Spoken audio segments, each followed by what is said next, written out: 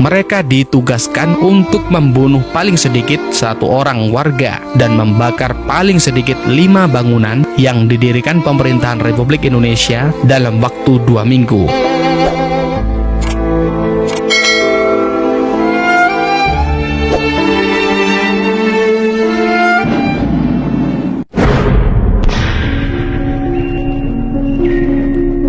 Sepulang dari Bandung menuju Jakarta, Kiai Idham Khalid, Ketua 1 PBNU, menginap di Puncak.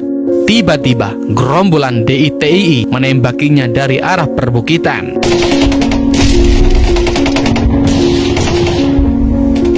Dia tiarap di kolong ranjang. Untungnya, segera datang bantuan tentara dari Cipanas. Kontak senjata berlangsung berjam-jam. Mereka lari menjelang subuh dengan menderita banyak korban jiwa dan luka-luka. Di pihak tentara juga ada yang terluka. Bukan hanya itu, kekejaman penggagas Darul Islam ini juga dialami Kiai Idham Khalid ketika naik kereta api menuju Jawa Timur. Beliau ditembaki gerombolan DITII antara Gambir dan Pegangsaan. Beruntung, peluru hanya mengenai ujung kopiah ajudannya.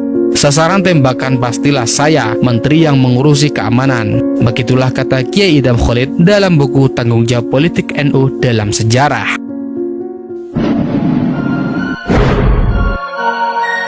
Dari tanggal 24 Maret 1956 hingga 9 April 1957, Kiai Idham Khalid menjabat sebagai Wakil Perdana Menteri merangkap Kepala Badan Keamanan. Kata Kiai Idham Khalid dalam buku Tanggung Jawab Politik NU dalam Sejarah, tugas saya yang paling berat adalah menghadapi gerombolan yang membawa dalil-dalil agama Islam, yaitu Darul Islam Kartosuwiryo di Jawa Barat, Ibnu Hajar di Kalimantan Selatan, Kahar Muzakar di Sulawesi Selatan, dan Tengku Daud Beuruh di Aceh. Menurut Kiai Idham Khalid, DITII, sang penggagas Darul Islam ini merugikan umat Islam. Banyak umat Islam yang menjadi korban kekejaman mereka. Mungkin di Aceh tidak terjadi perebutan seperti di Jawa Barat dan Sulawesi Selatan, di mana gerombolan DITII membakar madrasah dan masjid yang tidak sependapat dengan mereka. NU pun masih dianggap sebagai pengkhianat Islam karena keluar dari Masumi, juga dianggap musuh utama DITII. Mereka menganggap NU membantu Republik Indonesia kafir atau RIK. Beberapa orang pimpinan cabang NU di Jawa Barat dibakar rumahnya oleh DITII, bahkan ada yang ditembak mati.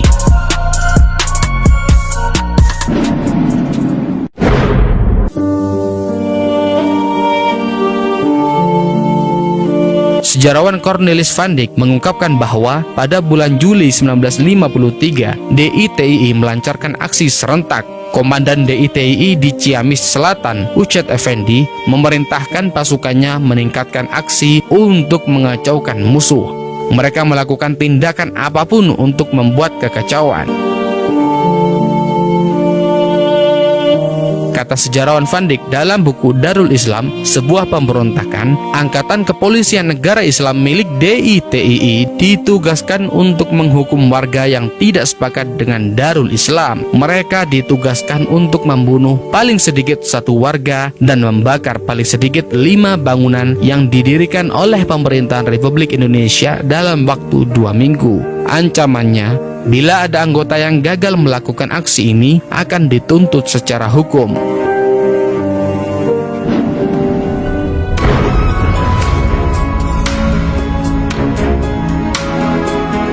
Dalam menghadapi DITII, Kiai Idham Khalid melibatkan para kiai-kiai atau ulama. Beliau membentuk KPK atau Kiai-Kiai Pembantu Keamanan yang diketuai oleh Kiai Haji Muslih dari Jakarta.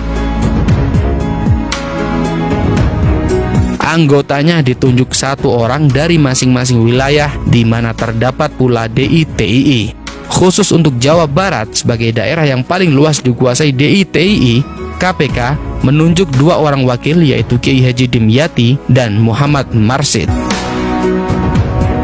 Anggota KPK lainnya antara lain Kiai Haji Baidowi Tafsir dari Jakarta, Kiai Haji Malik dari Jawa Tengah, Kiai Haji As'ad Syamsul Arifin dari Jawa Timur, Kiai Haji Ahmad Sanusi dari Kalimantan, Kiai Haji Zahri dari Lampung, Kiai Haji Yusuf Umar dari Sumatera Selatan, Kiai Haji Kahar Ma'ruf dari Sumatera Tengah, Tengku Muhammad Ali Panglima Pulen dari Aceh dan Sumatera Utara, dan Kiai Haji Abdullah Yusuf dari Sulawesi.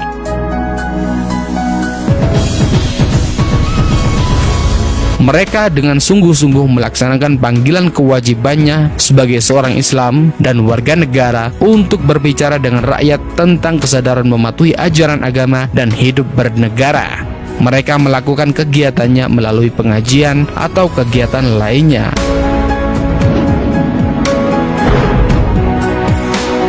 Panglima-panglima militer di daerah tersebut gembira dengan adanya KPK. Dalam setiap peninjauan maupun operasi militer, mereka selalu mengikut sertakan KPK. Di daerah yang berhasil dikuasai, sang kiai memberikan ceramah kepada rakyat. Mereka juga memberikan penyadaran, memberikan nasihat kepada anggota gerombolan DITI yang menyerah.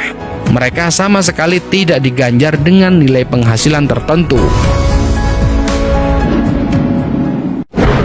Indonesia negeriku, engkau panji martabatku. Jasa ulama, jasa kiai-kiai pembantu keamanan tidak bisa saya lupakan. Begitulah kata Kiai Idham Khalid dalam buku biografinya.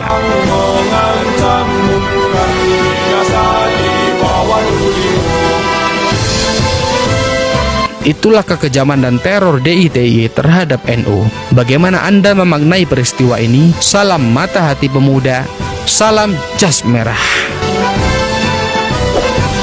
Jalal waqar, jalal waqar, jalal waqar.